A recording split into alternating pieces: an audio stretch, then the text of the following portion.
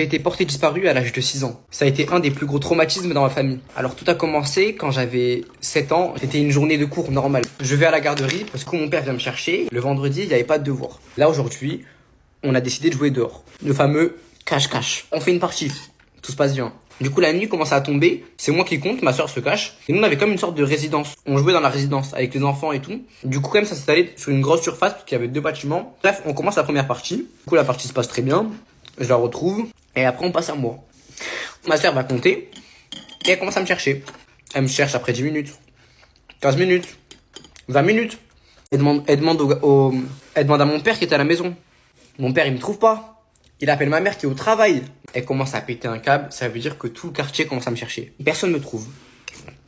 Et là, la nuit, elle tombe. Et carrément, il commence à dire aux gens, si vous trouvez mon fils, je vous donne telle somme d'argent.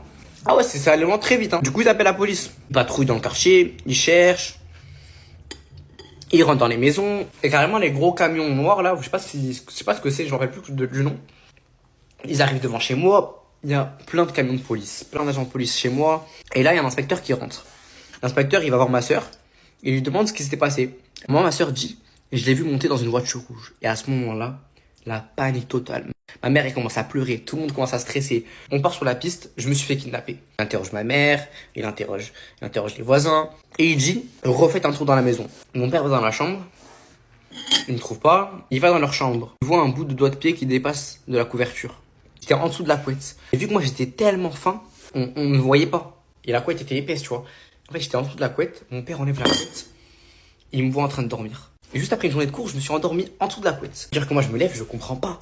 Il y avait la police, il y avait des chiens chez moi, des chiens qui reniflaient. Il y avait tous les voisins. Les gars, je vous jure que quand je sors, là, c'est pas, je vois toute la résidence. Il y avait au moins, je pense, 70 personnes. Tout le monde applaudit.